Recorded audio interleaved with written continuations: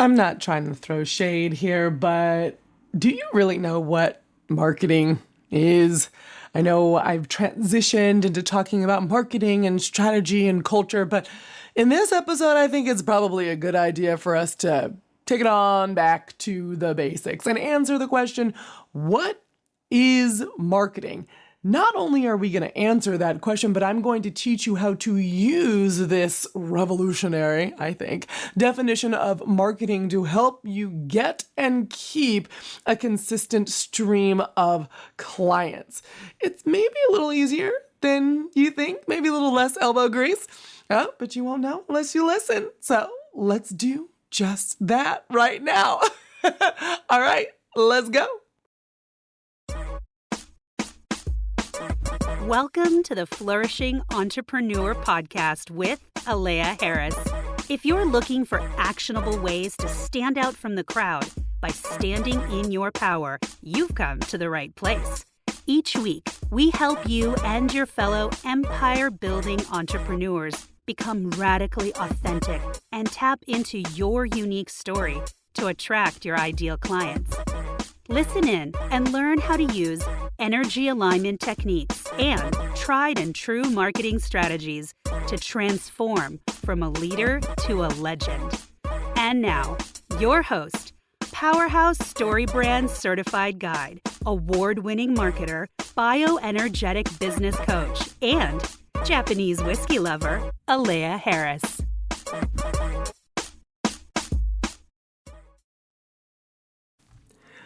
I'm not going to make you wait for the answer to the question of what is marketing. I know I could sit here and do this whole episode and then at the very last bit be like, bada bing, bam, bam, boom, boom, this is marketing. But I'm not going to do that because that's just rude.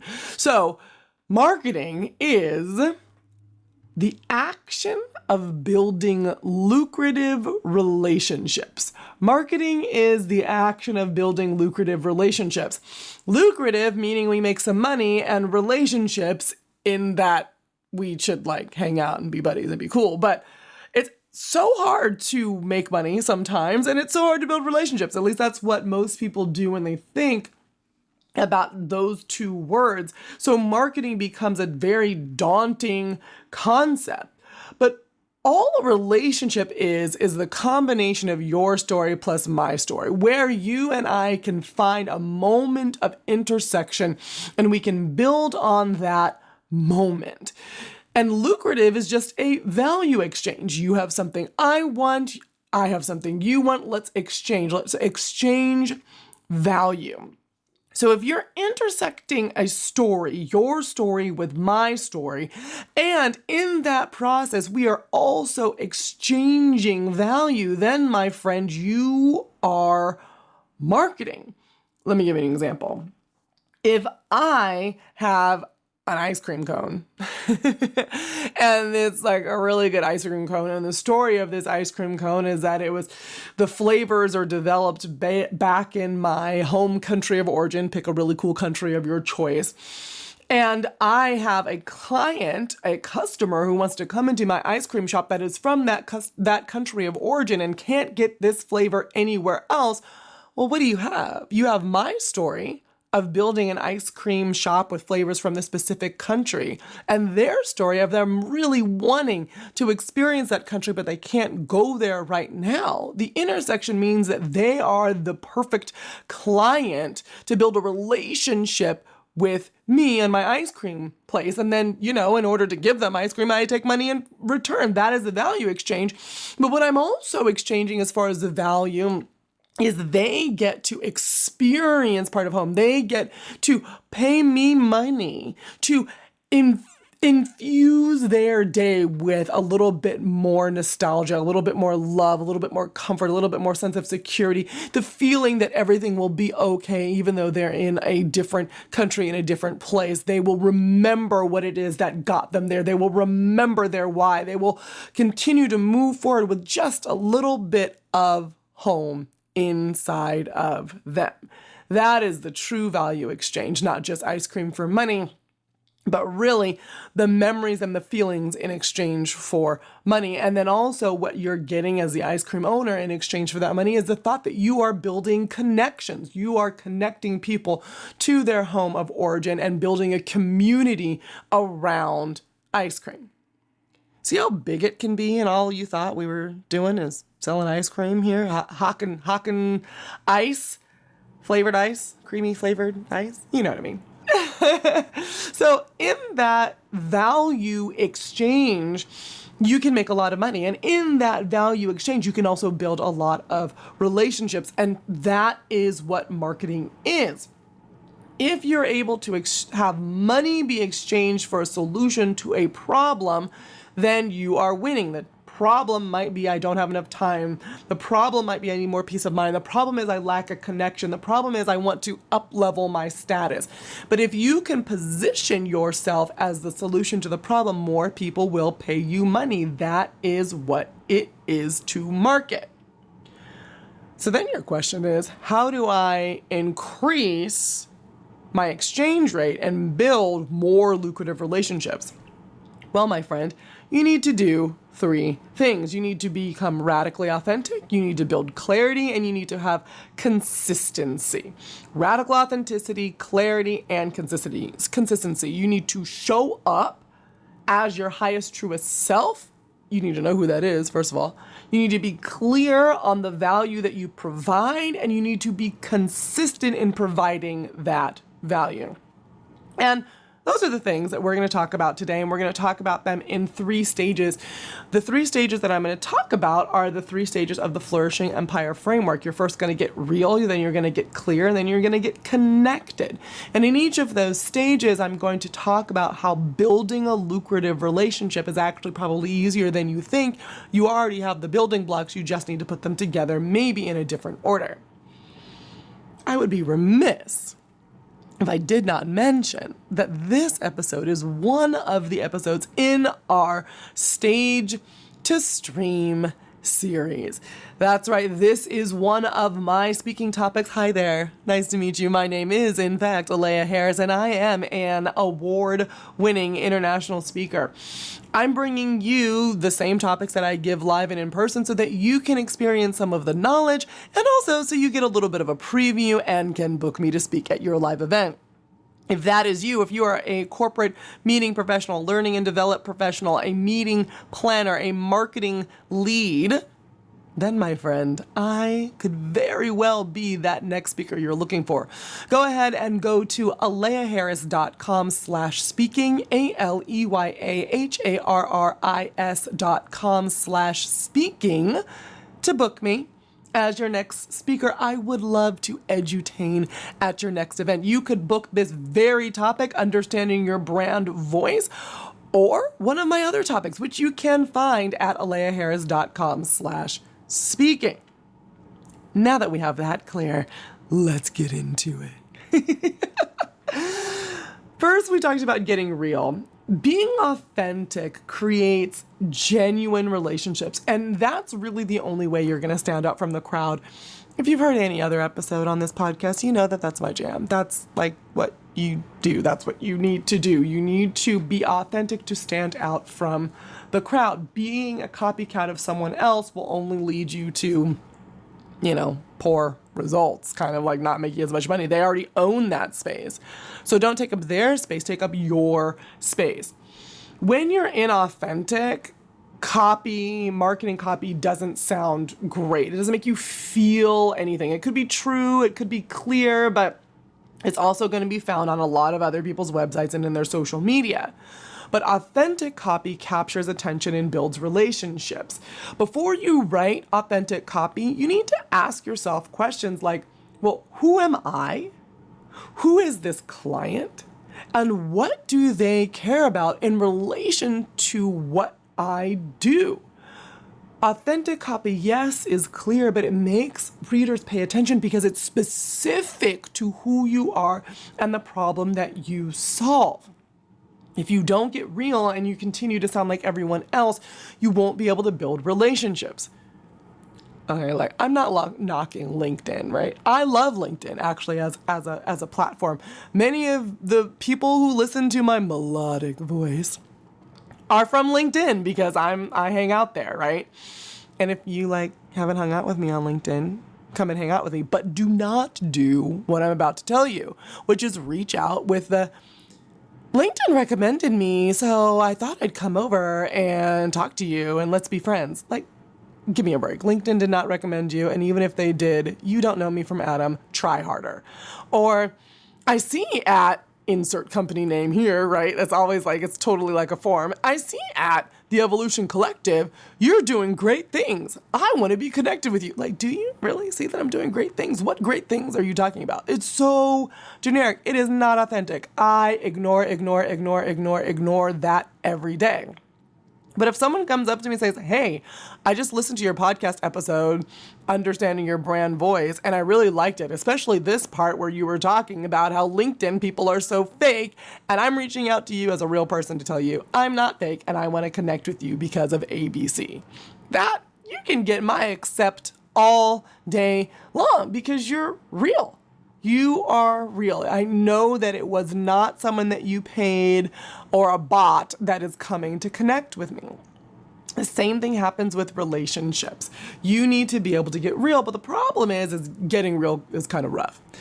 Digging deep sometimes is not what we are prepared to do on a random Wednesday when all we need to do is write some marketing copy. I get it, but not digging deep is giving you lackluster results. So let's try something different. Okay.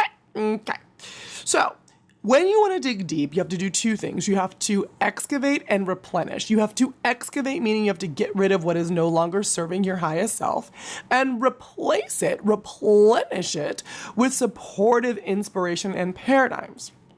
I want you to ask yourself right now, be real, be honest. Now is your moment of truth. What do you need to excavate to reach your most authentic self? What are the shoulds that you're dealing with?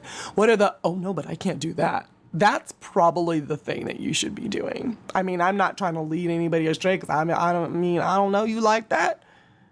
But usually it's that, well, I can't do that. Well, I should be doing this. Should you?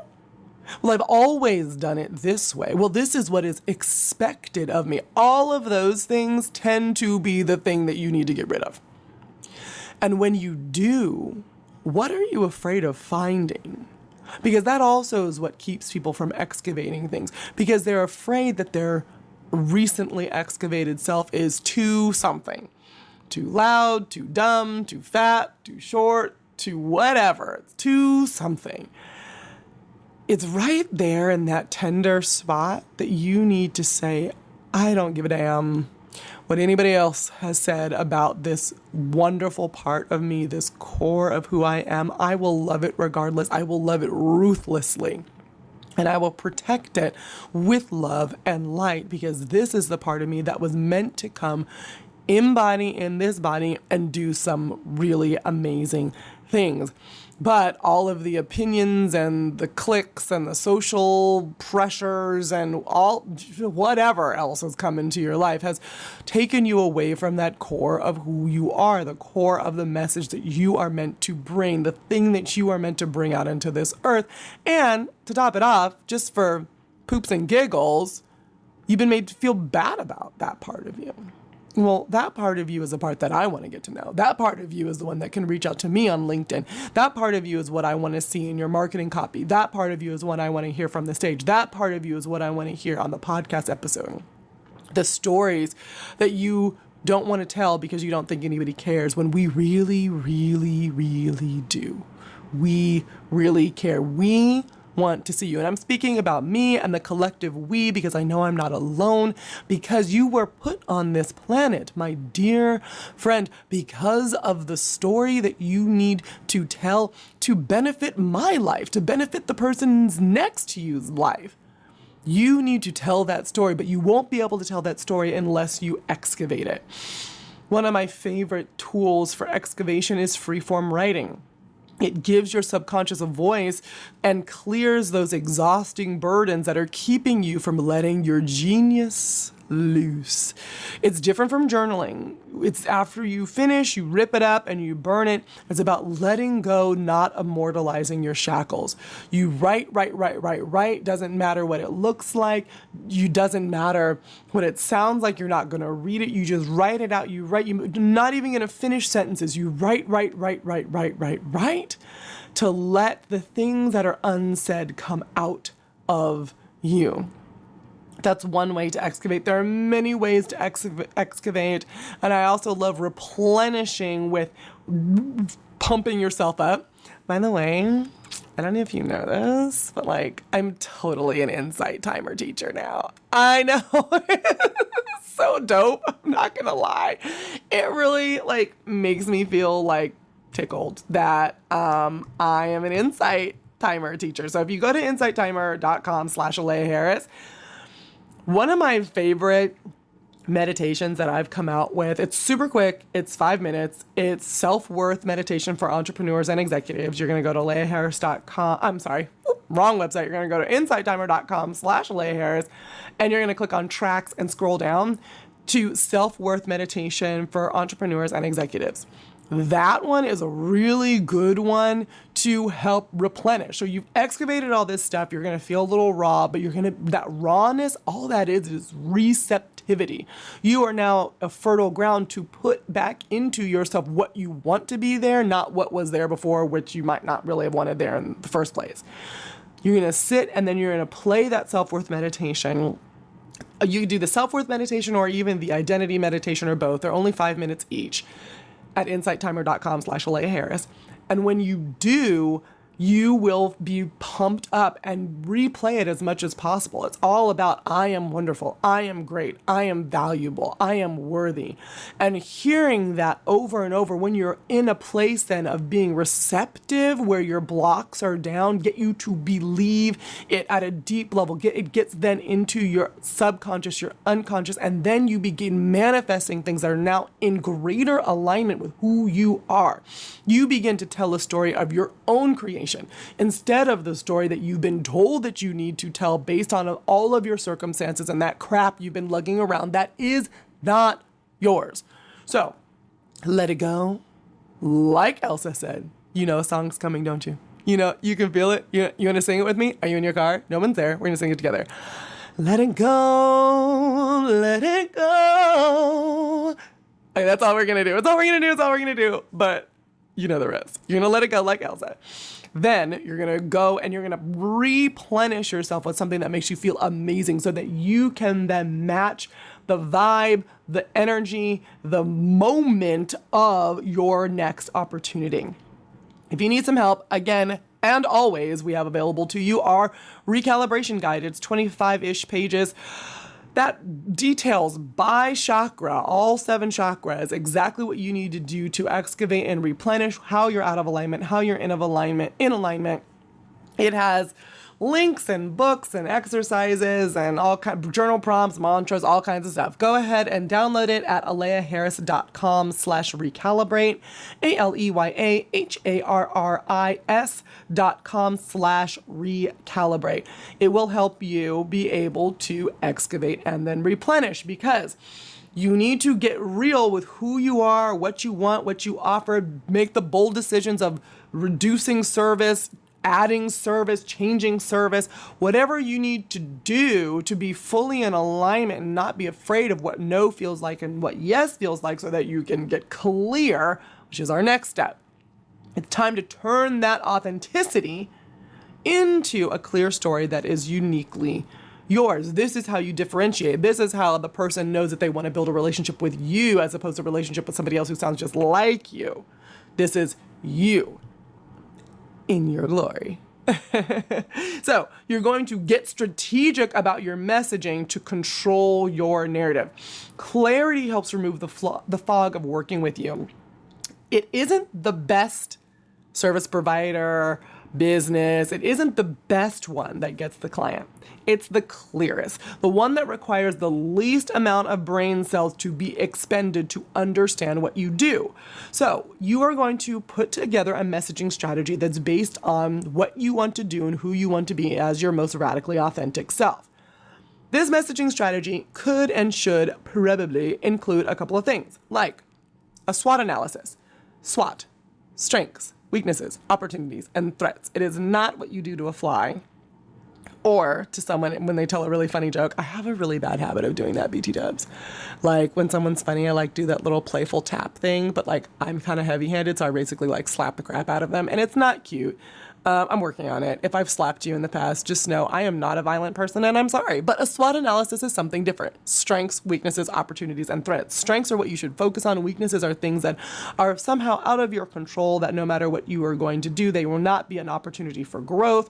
And threats are threats that will come from external things or also internal things. What are the things that from your competition or from your limiting beliefs that will threaten your success? Your messaging strategy should also include your ideal client and what their goals are and what your goals are and how those overlap. It should also include your brand narrative. If you haven't read Building a Story Brand, read Building a Story Brand. If you need some help developing that narrative, you should totally do that. Like your brand narrative is what would be on your about page, is what snippets of it on your homepage. It defines your content strategy. You should also have a one-liner.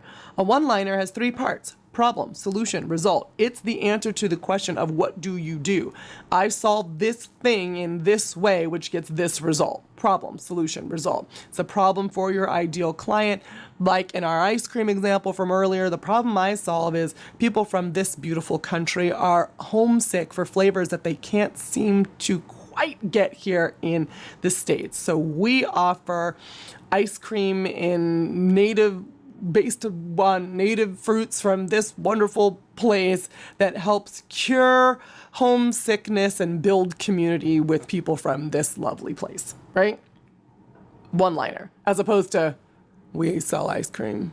It comes in these 3 flavors, right? Like, that's not exciting. That doesn't invite me to a story. I don't want to hang out with you. I don't want to build a relationship with you unless I really have a hankering for some ice cream, right?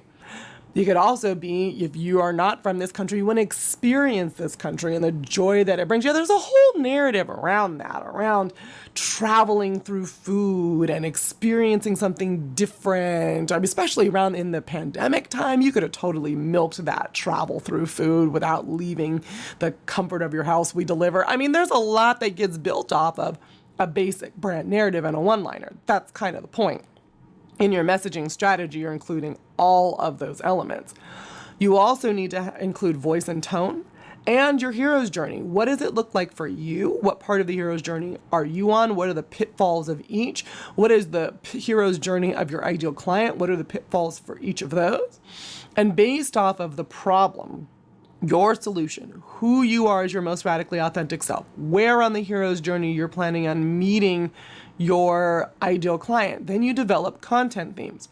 What are you going to talk about, and only talk about those things? Those content themes are your boundaries to keep your content, consistent in type, but also so that people can put you in a box because you're always talking about the same thing. And being put in a box is a very good thing. Very good. Very good thing. Because it means that people can understand how to work with you and when they should work with you. And then you have a marketing funnel plan. We're going to talk a little bit more about the marketing funnel because, like I said, this is like a brass tacks. Like, what is marketing? Marketing is building lucrative relationships, but marketing happens at the speed of relationships. So a marketing funnel helps you address people at each stage of the relationship. So to recap, because I know you weren't writing it down, but if you want to start writing it down now, I'm going to give you those marketing strategy elements again. You can pause me. I'll hold. Pen and paper. We're waiting. We're holding. Okay, we're back. The messaging strategy elements are SWOT analysis, ideal client goal alignment, a brand narrative, a one-liner, a brand script, voice and tone, direction, hero's journey, yours and theirs, and how they intersect, and the misalignment and pitfalls at each stages of the journey, content themes, and a marketing funnel plan. That is a full and robust detailing of messaging strategy. Does everybody do it that way? No. Do I do it that way? Abso-freaking-lutely. That's how I do messaging strategy. My messaging strategy is bioenergetic messaging strategy. So I actually start with clients at the step before, at the getting real step. And we unearth together what that really means for them to get real, who they want to be, what they don't want to do. And most likely, why I keep talking about like, you're going to end services and start services, because that's usually what happens. You're going to, with the clients that come to me, they're like, I never wanted to do this. I had a client recently go, oh my God, I actually hate being an agency. And the whole time she knew that she was going to come in there and have us talk about how she could build a better agency and scale it. And I'm like, we can totally do that, but you're going to hate every moment of it. And she goes, yeah, oh my gosh, I hate an agency. So what do you really want to do? I just want to do this one service. I really don't want to do it well. I was like, well, let's do that then. Then we can write a messaging strategy about that. You see why the real part has to come first? Because if the real part doesn't come first, then when you do the messaging strategy, I mean, it's going to be all right. It's going to be fine, but you're not actually going to do it. You're not going to want to walk it out. You're not going to want to publicize this, because you're going to be in conflict between what you really want to do, who you really are, what you really want to bring to the planet, and this messaging strategy that you just spent thousands of dollars on, right? So let's start a little earlier. Start with getting real, then we get clear in messaging strategy. And that messaging strategy is key. A lot of people don't have it, and they just start flinging words on the internet, and it's terrifying to watch, actually. It is more like, why are we doing why are we doing it this way? If you were just clear, I probably would have bought from you, but you were talking about one thing on Tuesday, a totally separate thing on Wednesday. I didn't hear from you for 5 months, and then we're back talking about something totally different. It's exhausting watching people do this, because I know behind the scenes they're stressed out about how am I going to make payroll, and how am I going to grow this business, and who do I want to be, and oh, then this crisis just happened, and that's what's happening behind the scenes, off social media, off email, off website. And I know they're struggling. And if that is you, I know it can be very, very difficult to come up with a messaging strategy with all the things going on in life. Instead of working contrary to the things going on in life, work with them. Realize that they are all part of your story. I was at Outlier, which is a podcast conference. And dude, it was one of the best conferences I've ever been to. I wasn't even really planning on going. Shout out to Alex and Filippo, who gave me a ticket. And I went, and there was a woman there who said something that you probably have already heard. I hadn't heard it before, that said, never waste a crisis. And she totally had me go home and write down all the crises I've ever experienced, and if I've really been sharing those stories, and how I've overcome them, and how they've factored into my business, and how it means I can help you. And then I started sharing the stories, and you know what? As opposed to me being like, oh, nobody cares, people started booking me. They started hiring me. They started responding to emails. They started to really want to connect with me, because I started sharing stories about my postpartum journey. I started sharing stories about the fact that I have a autoimmune disease, and I pump through that, and how I navigate that. I started sharing these stories and presenting myself as my most authentic self, and people wanted to be in relationship with me. Huh, fancy that. It's amazing when you actually do the thing that you tell people on podcasts to do.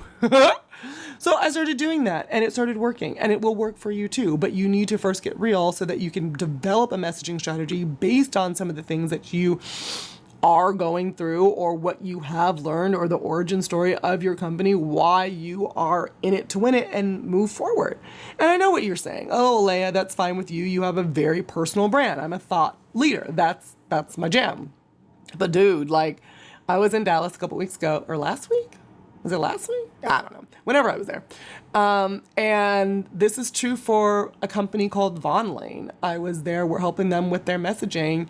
And I was like, hey, CEO, you were your client. Your story of how you were fed up with the way that people had to travel throughout Texas, and there needed to be a better, more luxury option. That is what people need to hear. Tell me that story. And when he told me that story, I was like, well, you sold me all day, every day, and I don't even live in Texas, right? It's stories that connect us, which again brings me to our third part. We got real, we got clear, and now we are going to get connected. And you get connected by consistently combining your story with that of your ideal client to build lucrative relationships.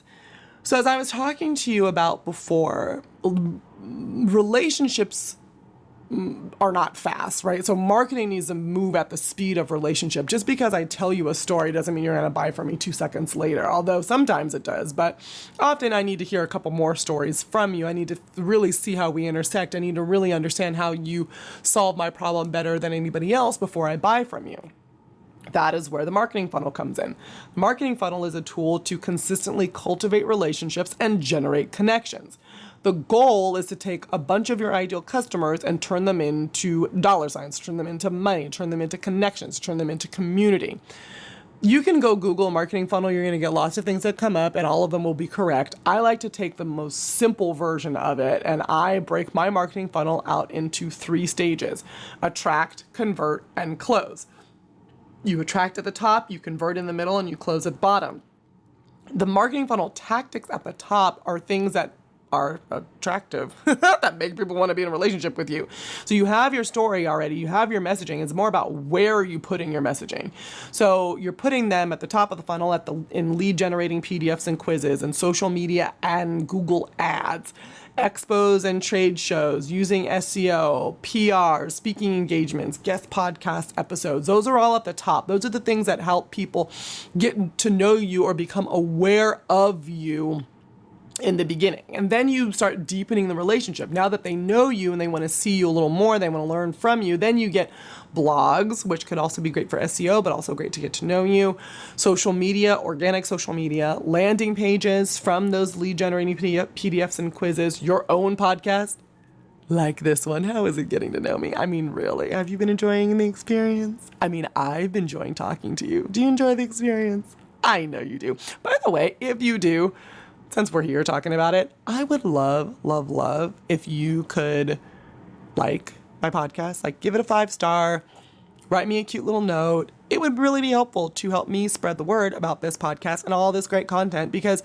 I don't know if you noticed, but like I put some thought into this content. I put some love into these guests. So if you're here and you're loving the experience of getting to know me on the Flourishing Entrepreneur podcast, please do like, subscribe, and leave me a little note on Apple Podcasts. Okay, shameless plug over. But your podcast, yes, is a great way for people to get to know you, as well as weekly emails, which I send out every week. If you're not on my email list, you should be. It's pretty dope.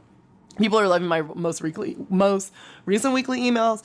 When I go and I know that they are because they respond, which is dope. And then when I go to speaking engagements, they talk about my weekly emails and like, oh, I remember when you said da da da da. So they're reading them, which is dope. I don't know if you send a weekly newsletter out, but most of the time it's crickets. So it's pretty cool when I've been able to hit the sweet spot with my content and my audience, doing the things that I've just been talking to you about.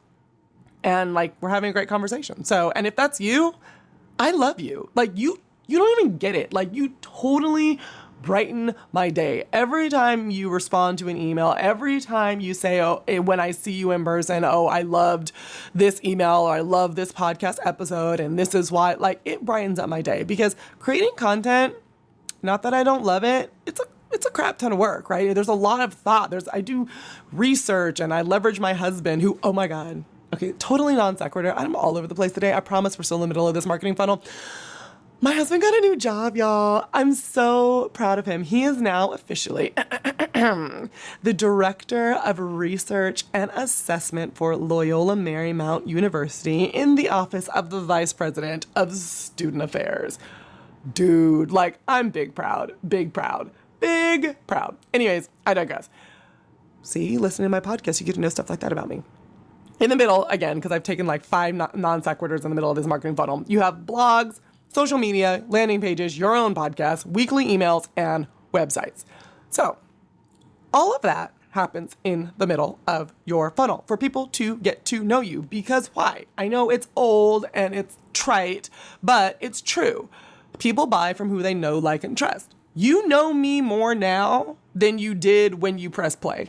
Right? Like, you've heard my voice longer than you did. You know more things about me. You hear my content. You know that I'm legit, hopefully, because this information is legit, I promise.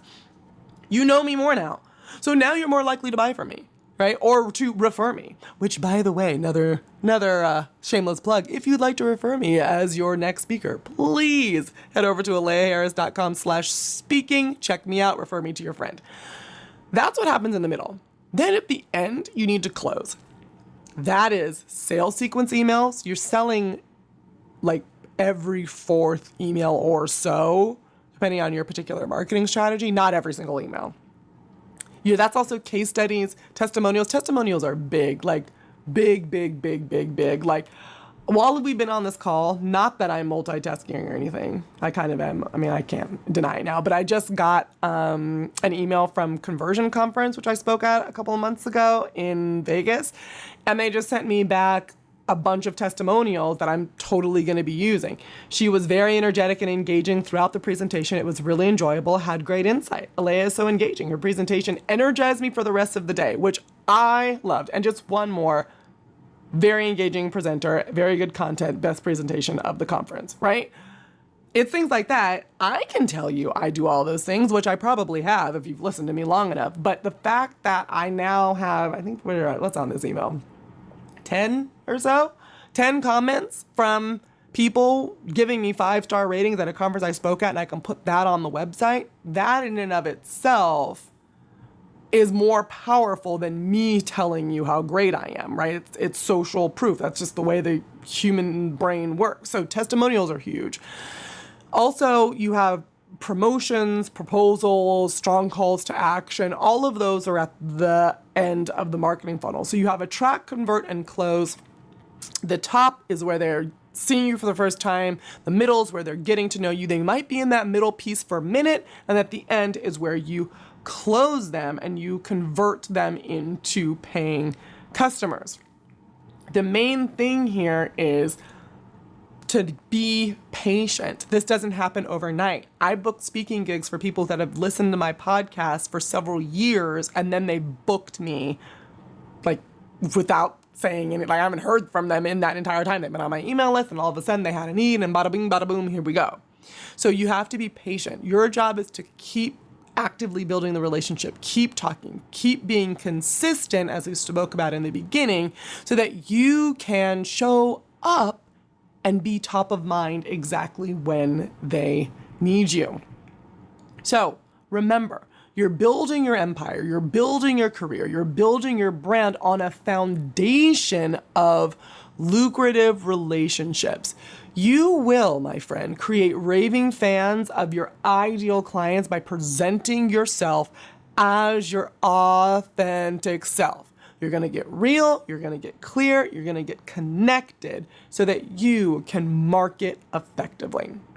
Again, if you need help with getting real, make sure you go to aleyaharris.com/recalibrate to download the recalibration guide. And then just one more shameless plug, because why not? If you'd like to book me as a speaker, make sure to go to aleyaharris.com/speaking. Check out my speaker reels, check out my topics. This is one of them that we can include. We get to do it live and in person. And I would love that for us. I would love that for us and our journey together. All right. If you have any questions about the topic that we covered, or you want to hear more about some of the crises that I've overcome and we want to build relationships, you can always send me an email. My direct email is Aleya, Aleya, at aleyaharris.com, aleyaharris.com. I would love to hear from you. Again, like, subscribe, 5-star reviews, and until next time, my name is Aleya Harris. This is the Flourishing Entrepreneur Podcast, and I am sending you lots of love, lots of light, lots of abundance. Until next time, bye for now.